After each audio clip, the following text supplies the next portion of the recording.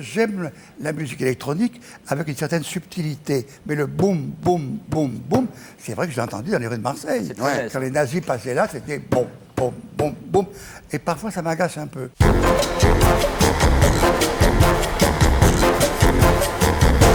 Bonsoir. Bonsoir Maurice Béjart. C'est pas pour critiquer, mais sans le collant, ça le fait moins. Hein. Le collant, il y a longtemps, vous savez. Il y a très très longtemps. Alors Maurice Béjart, vous avez déclaré « Je supporte mal ce qui m'est arrivé. Je suis devenu une espèce de monument historique qu'on visite, une tour penchée de Pise. » Non, c'est vrai que des fois, on a besoin d'être comme tout le monde, de ne pas être séparé des autres. Mais heureusement, dans le travail, c'est quelque chose de très honnête dans le travail. C'est un travail physique, comme les sportifs, comme les footballeurs. Et donc, il y a une chose qui nous resserre avec les autres. Il faut dire que vous avez eu une influence prépondérante sur l'histoire du ballet au XXe siècle, en le sortant des chapelles élitistes et en l'apportant au grand public. Vous êtes le premier à avoir fait quitter l'opéra au ballet. Vous avez joué dans des cirques, dans des arènes, dans des palais des sports. Énormes. Dans le monde, il n'y a pas un palais des sports où on n'est pas été. Amérique, Asie, Chine, non. Oui, c'est-à-dire que maintenant, ça a l'air très habituel de voir des ballets ailleurs que dans des opéras. Mais à l'époque où vous l'avez fait, c'était un scandale. Et puis les gens disaient non, pourquoi le ballet, là, il n'y aura personne. Et c'est pas vrai, les gens venaient. Je crois que c'est très important de se rendre compte que la danse est un art actuel, est un art moderne. C'est l'art de la jeunesse. Et vous avez contribué à sortir le ballet de son placard un peu. Vous l'avez fait connaître. Le placard, oui. Le placard, c'était l'opéra Garnier. L'opéra, c'était... Merci, c'est vrai, c'était arrivé à faire respirer. J'ai une chance énorme. Je travaille avec des jeunes. Ils viennent, ils ont 16 ans. Ils rentrent à l'école. Je les vois. Et tout ce qu'ils me disent, j'apprends. Parce qu'ils croient qu'ils vont apprendre. Mais c'est pas vrai. C'est moi qui apprends. Parce que j'apprends au fur et à mesure. Et ça fait qu'en étant avec eux, je vois le monde évoluer. Et je ne vois pas que je vieillis. Je ne me rends pas compte que je vieillis parce que je vois leur tête et pas la mienne. Vous dites votre âge, Maurice? Oui, 77. Ouais. Je suis né en 27. Ouais. 1er janvier à Marseille. 1er janvier à Marseille, oui. Comment tu sais Il est bien ça, enseigné. Mais je lis, je me documente, je m'intéresse aux entrechats, aux petits rats. Sacré Charlemagne. Eh oui, non, ça c'était avant. Ah, c'est fini ça. C'est fini maintenant. Bien, alors donc vous fêtez les 50 ans de votre compagnie, vous sillonnez l'Europe. Le 26... Vous labourez l'Europe, on peut même dire. Oui. Le 26 et 27 novembre, vous êtes au Zénith de Lille. Le 26 mai jusqu'au 5 juin, vous êtes au Palais des Sports de Paris avec un best-of. Vous êtes plus fatigué par les 77 ans ou par les 50 ans de direction de compagnie? Mais je ne me rends pas compte parce que 50 ans de direction de compagnie, mais attention, j'ai dansé à 18 ans. Ouais. Je suis parti en Angleterre, j'ai travaillé pendant 1 an et demi en Angleterre. Là, je suis parti en Suède. À 18 ans, vous avez quitté votre province, bien décidé à conquérir Paris. D'accord.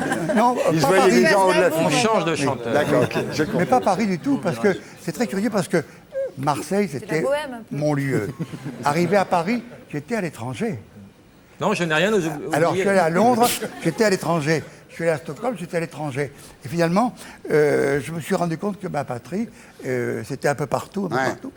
Alors, votre vrai nom, c'est Berger. Vous avez pris Béjart, en fait, à cause d'Armande Béjart, la femme de Molière. Voilà. Vous êtes né à Marseille, père philosophe, très fameux, Gaston Berger. C'est pas Bâton de Berger? Non, non. Gaston Berger. Oh là là là là là là là là là. Gaston Berger. Je fais ça en emporte-pièce, hein, parce que C'est pas préparé. Et donc, votre famille, c'est une famille de militaires établie à Saint-Louis du Sénégal. Et votre arrière-grand-mère était noire. Oui, Fatou Diagne. Voilà. Fatou Diagne. Voilà. Et quand je vais au Sénégal, enfin quand j'allais, le président Senghor n'est plus là, il a retrouvé toutes les archives de la famille et il a vu qui était Fatou Diagne, où elle habitait, comment ça s'est passé. Une famille de Saint-Louis. Oui. Emmenez-moi au pays du soleil. Vous avez un Il n'y petit a bout... pas tellement de soleil, il y a beaucoup de vent, il y a un climat assez dur. Vous avez un petit bout d'Afrique à l'intérieur de vous, quoi. Ben, je crois que lorsque j'ai créé le Sacre du Printemps, le président Senghor m'a dit, tu vois, tu n'aurais pas eu une goutte de sang noir, tu aurais raté ce ballet. Ouais. Et je crois que c'est vrai parce que lorsque j'arrive là-bas, la musique, les gens, je sens quelque chose en communauté qui m'apporte beaucoup. Ouais. Alors, la musique a été présente très tôt dans votre vie, Maurice Béjart. Vers l'âge de 8-9 ans, vous commencez à jouer l'ouverture de Tannhäuser. Mais la fermeture beaucoup plus tard. Hein. Sur un piano mécanique. Justement, dans une vitrine, sur un piano mécanique, chez votre grand-mère Grand-mère. qui était brocanteuse. Oui. Ouais. Oui. À cette époque, vous voyez déjà en haut de l'affiche. J'ai pas tellement fait attention à l'affiche, vous savez. Alors, après la guerre, vous êtes intéressé par le théâtre, vous êtes intéressé par la littérature allemande, mais finalement, les médecins vous conseillent la danse parce que vous avez des problèmes de dos. Et vous débutez dans la danse, d'abord à Marseille, ensuite à Paris.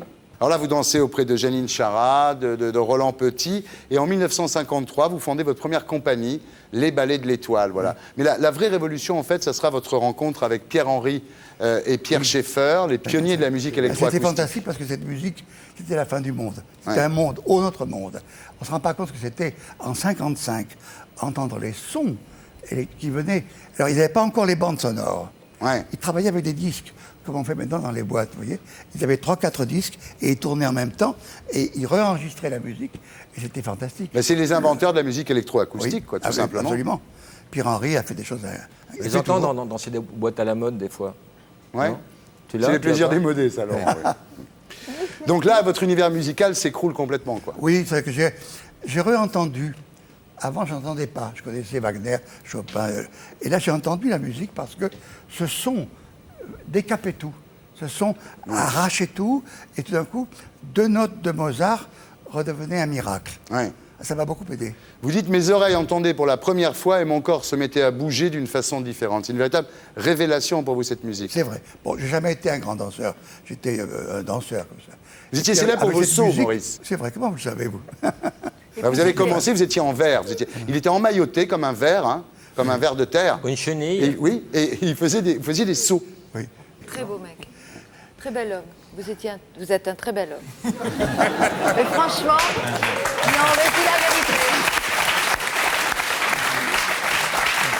Il y a quelque chose. C'est un aigle, il y a quelque chose. Je me souviens de lui, moi, En quand. même temps, elle a envie de baiser. Non, arrête. C'est vrai Mais aussi, non, mais non, c'est mais vrai pas aussi. vrai, mais c'est vrai Les que deux c'est sont un bel vrais, homme, qu'il a Chantal. beaucoup d'allure.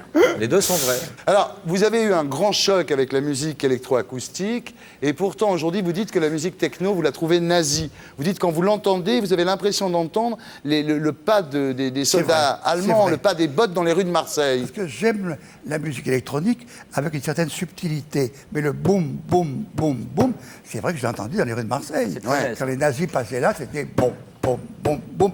Et parfois, ça m'agace un peu. Parce que je trouve que la techno est un mode qui peut être très riche et très nouveau et très formidable. Mais parfois se limite à un rythme très primaire. Ouais. Et ça, c'est dommage. C'est-à-dire ce que les jeunes prennent pour une nouvelle liberté, pour vous, c'est un nouvel Oui, endoctrinement d'une un nouvel certaine endoctrinement, façon. absolument. Ouais, ouais. Oui.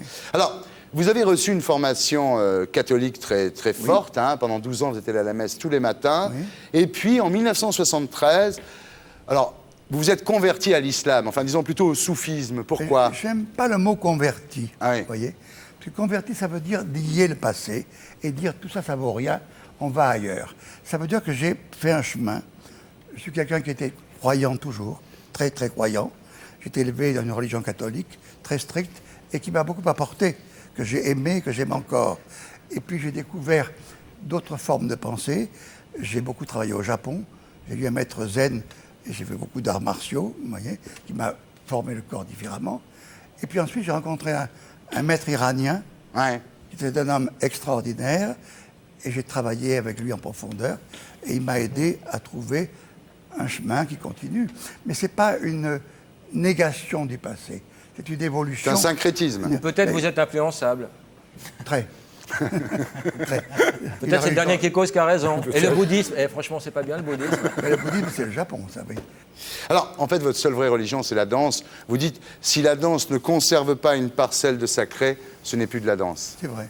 Ouais. J'y crois profondément. Ouais. Profondément. D'ailleurs, toutes les traditions authentiques, asiatiques, américaines du Sud ou africaines, la religion et la danse sont liées. Sont liées.